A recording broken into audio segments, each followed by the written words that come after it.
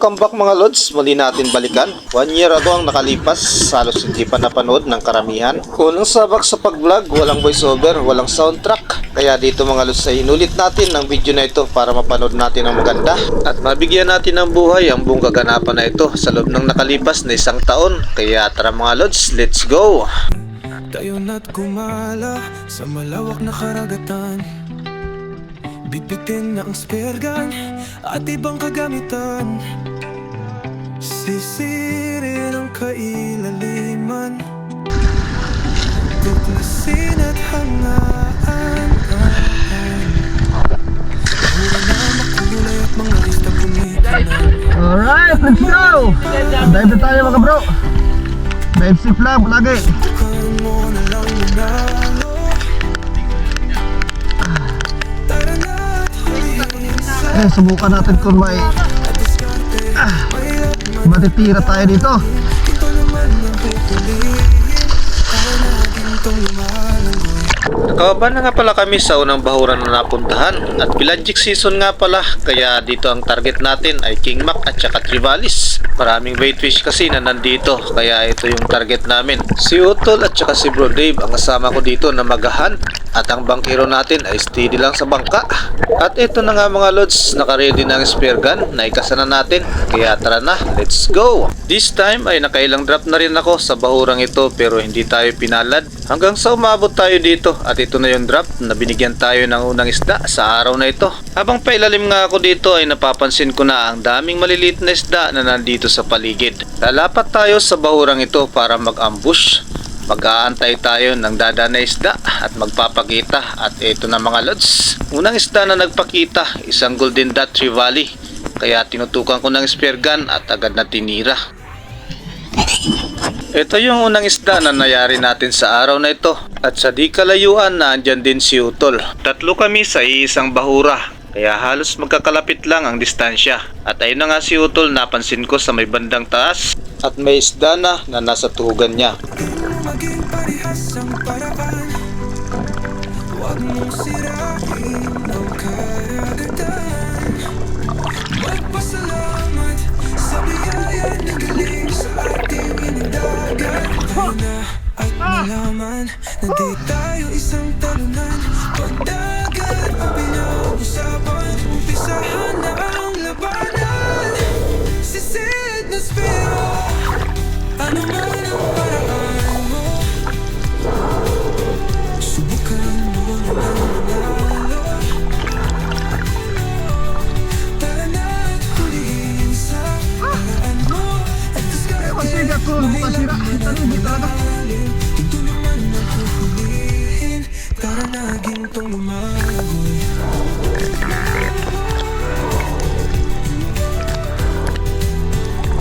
At syempre, nilapitan ko na ng gusto si Utol para makita kung gaano kalaki ang King Mac na nasa tugan niya. At ito mga lods, halos 7 kilos na rin ang laki nito, kaya panalong panalo. Inaw ng King Mac na si Utol, ayos!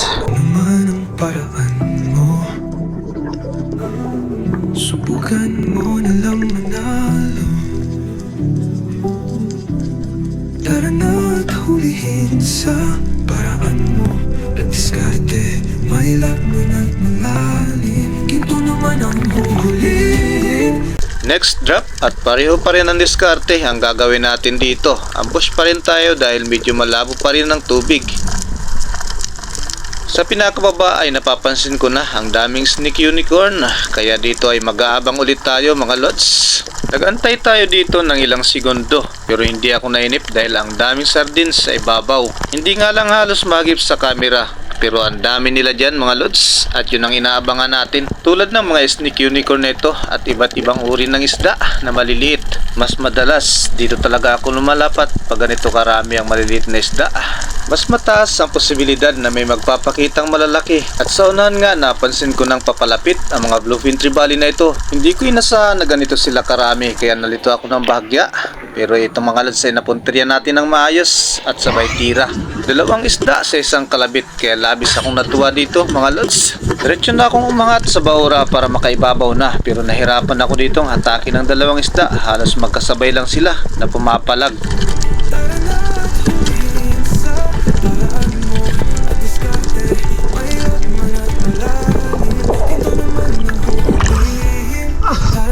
Sumulkol!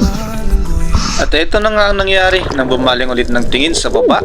Isa na lang yung natira. Kaya labis na panghihinayang. Pero ayos na rin to. At ito yung pinakamalaki. Kaya panalo mga lods. Ay! Wala pa lang isa! Ah, sayang! Sayang! Sa biyaya na galing sa ating inadagat. Tayo na at malaman na di tayo isang talunan. Pagdagat ang pinag-usapan, umpisahan niya ang labanan. Sisitas pero ano man ang paraan mo, subukan mo na lang manalo. Tara na ulit sa paraan mo at diskarte. Mayroon na malalim, ito naman ang hulihin. Tara na gintong lumalangoy.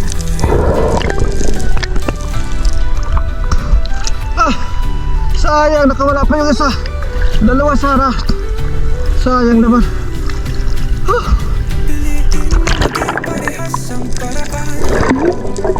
Huwag mong sirain ang karagatan. Makalipas ang ilang minuto nang maituhog ko ang Bluefin Trevally, dito ay muli tayo nag-drop.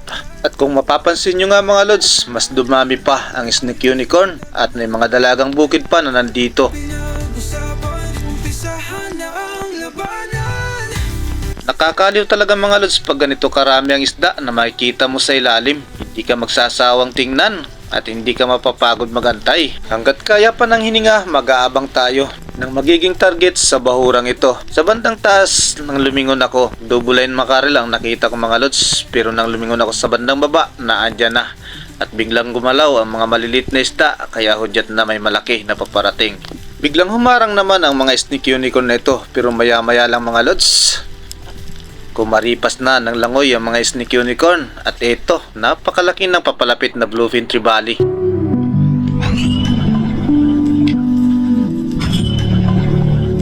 Halos 5 kilo na rin ang Bluefin Trevally na ito. At ayun yung isa mga lods. Grabe ang karipas ng langoy.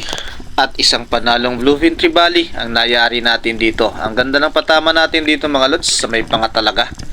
At ang oras na yan ay halos alas 3 na rin ng hapon. Kaya nang maiangat ko nga ang Bluefin Trevally na ito, ay dumiretso na ako sa bangka.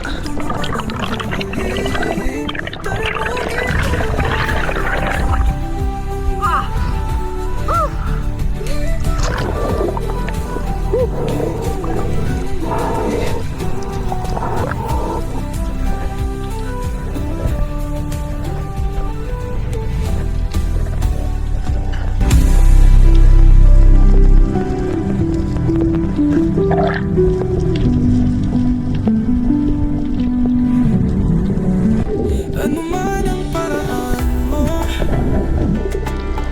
subukan mo na lang manalo. Tara na at hulihin sa paraan mo at diskarte. Mahirap man at malalim, ito naman ang hulihin. Tara na gintong lumalangoy.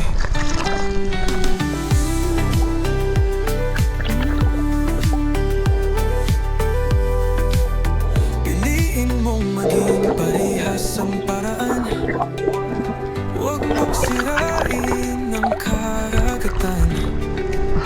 Magpasalamat sa biyaya na galing sa ating inang dagat. Tayo na at malaman na di tayo isang talunan. Pagdagat ang pinag-usapan, umpisahan na ang labanan. Sisitas pero ano man ang paraan mo, subukan mo na lang manalo. Nandito na kami sa spot. Binalikan namin yung spot na maraming king mac. Hulihin, tara na gintong lumalangoy.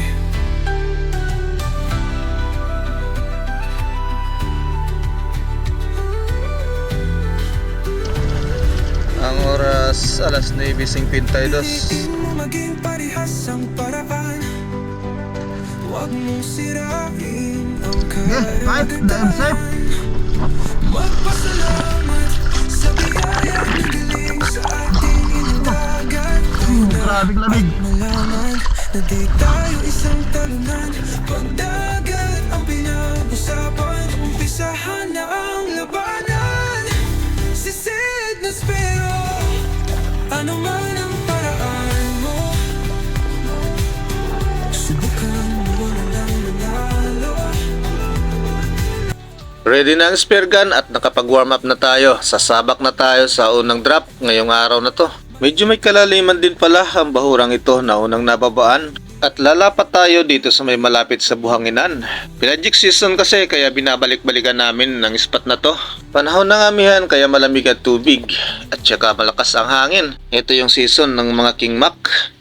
Kaya dito ay palagi kaming nag-aabang. At sa ilang segundo nang makalapat tayo sa bahura, may nagpakita na kaagad na isang malaking king mac. At dito ay pinunterian na natin ng spear gun at agad natin na tinira ang isdang ito. Malapit ang distansya dahil medyo malabo ang tubig. Pabubulaga ka na lang talaga sa isdang magpapakita. Napakaganda ng patama natin dito, halos tumagos ang shafting. Napakalakas humatak at diretso na tayo pa ibabaw. Hinahayaan lang natin ang line na hatakin niya. Napakalakas nito mga lods. Malaki na ang isda at halos maubos ang line natin sa reel.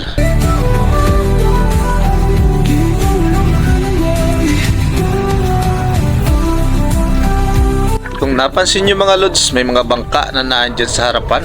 At yan ay nangangawil na mga sardines. Dami kasi dyan. Bago pa pala ako nakatira ng unang king mac na ito, si Otol at saka si Bro Dave nakayari na ng tag-iisang king mac. Ano man ang paraan mo, subukan mo na lang manalo.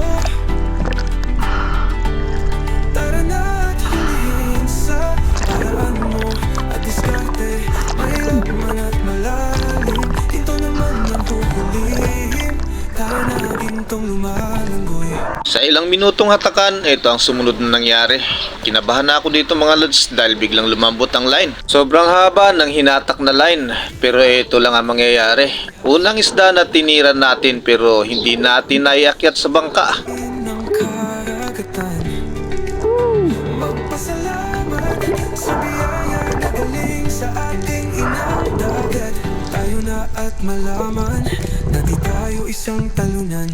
Pagdagat ang pinag-usapan, umpisahan na ang labanan. Sisid na Sayang. ano man Kinasara. paraan mo.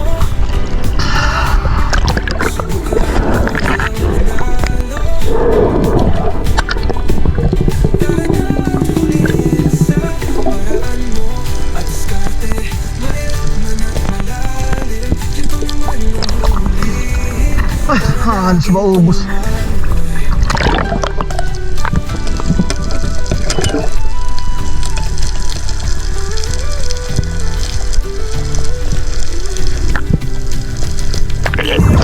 Maging parehas Sayang.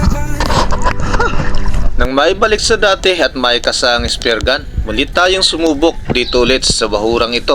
Ngunit habang pailalim tayo, meron na kagad nagpakita dito na isang grupo ng Golden Dot Trevally. Halos pare-pareho lang ng laki kaya hindi na tayo namili. Tinira na natin kagad ang isang ito. Umpisahan na ang labanan. Sisid na spero. Amihan season, kaya laging maulan at masungit ang panahon. Kaya ito ang nagiging kulay ng tubig. Pero nagiging paborito mga lods, lalo na sa paghahunt ng mga pelagic. Hulihin sa paraan mo at diskarte. Mahirap man at malalim, ito naman ang huhulihin. Tara na gintong lumalanggoy.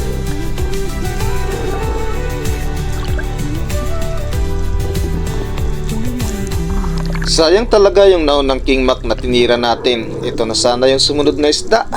Isang Golden Dot Trevally na halos 4 na kilo na rin ang laki. Kaya sobrang panalo na to mga lods. At nabiyayaan pa rin tayo. Paraan mo, subukan mo na lang manalo. Tara na at hulihin sa paraan mo at diskarte. Mahirap man at malalim, ginto naman ang huhulihin. Tara mo, ginto naman mo.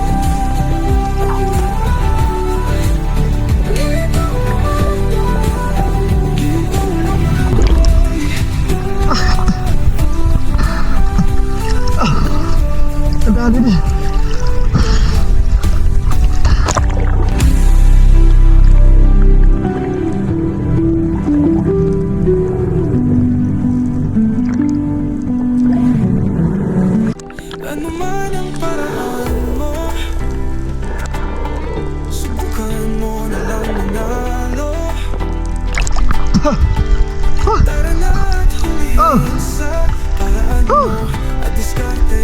May payuran dyan. Naku, laro kayo. Tara na gintong lumaban, boy. Ito na nga pala ang sumunod na drop natin ng maituhog ko, ang Golden Trevally. At dito ay lalapat ulit tayo dahil napakarami talaga ng bait fish na nandyan. Mag-aambush ulit tayo dahil ito yung mainam gawin kapag ganito ang kulay ng tubig. At sa ilang segundong pag-aantay, nagpakita na ang magiging target natin. Nanggaling sa may parting kanan kaya mabilis nating ipinihit ang spear gun para matira ang isda na ito. At napakaganda naman na naging patama natin na fatal ang isda at hindi na halos nahatak ang ating line. Isahan na ang labanan. Sisitas pero ano man ang paraan mo, subukan mo na lang manalo. Tara na tingin sa paraan mo at diskarte. May laman at malalim. Subukan mong huhulihin. Tara na gintong lumaban.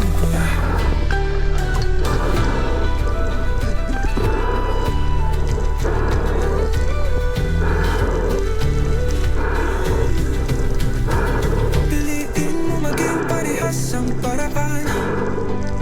Huwag mong sirain ang karagatan. Magpasalamat sa biyaya na galing sa ating inang dagat. Tayo na at malaman na di tayo isang talunan.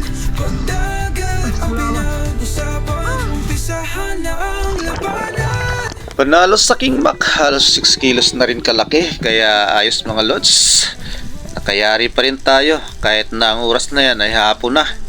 At pagtapos niyan at naituhog ko na mga lods ay dumiretso na rin sa bangka. At kailangan nang umuwi kasi malayo pa ang biyahe. Halos 2 oras din ang biyahe namin pa uwi mga lods. Kaya sa palaran talaga, kailangan dumayo kapag amihan.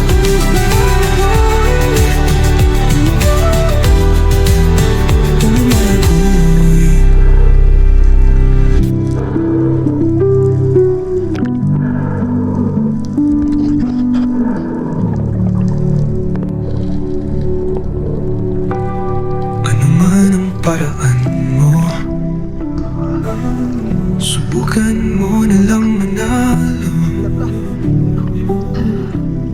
Tara na at hulihin sa paraan mo at diskarte. May laman at malalim. Ginto naman ang huhulihin. Tara mo, ginto naman mo. Ginto naman mo. Ginto naman mo.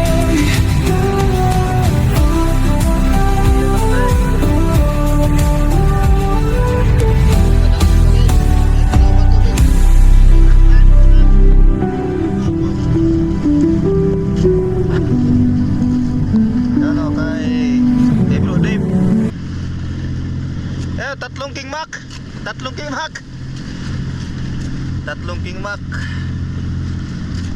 Isang Golden Dot Trevally tsaka isang Dugi. Malaki-laking Dugi. Yan. Yan.